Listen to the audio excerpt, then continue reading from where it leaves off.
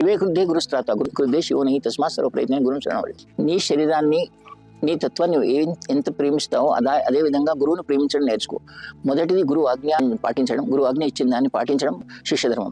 రెండవ శిష్యధర్మం ఏంటంటే మనము గురువు దేన్ని కోరుకుంటాడు, గురువుకు ప్రసన్నత ఏం చేస్తే గురువు సంతోషిస్తాడు ఆ పని చేయడం శిష్యధర్మం. గురువు గనక ఒకసారి ప్రసన్నమైతే శాస్త్రంలో చెప్పబడి ఉంది కదా, అందరూ దేవతలు కూడా ప్రసన్నమవుతాను. గురుగీత ఒకసారి చదవండి, దాంట్లో క్షణక్షణం చెప్పుంది. ఈ ప్రపంచంలో నువ్వు ఏది చేసినా చేయకపోయినా గురువును ప్రసన్నం చేసుకుంటే మీ కులదేవతను కానీ మీ గ్రామదేవత కానీ స్థాన అన్ని అతను నిర్ణయించగలిగే శక్తి అతనిలో ఉంది. గురువుని అడిగితే చెప్తాడు, మార్గం చూపిస్తాడు. కనుక గురువును ప్రసన్నం చేసే గురువును క్రోధం తెచ్చే కార్యాలు చేయకూడదు. అందుకని ఏమంటారు, శివే కృద్ధే గురుస్త్రాత గురు కృద్ధే శివోని తస్మాత్ సర్వ ప్రయత్నం గురువు శరణం.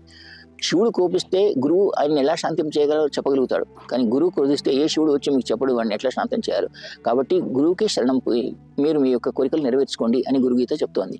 కనుక యోగ్యుడైన గురువు దొరికినప్పుడు ఆయనను ఆశ్రయించి ఆయనతో మనం కనుక ప్రసన్నం చేసుకుని కనుక చేస్తే ప్రపంచంలో అందరు దేవతలు కూడా మనకు ప్రసన్నలు అవుతారు.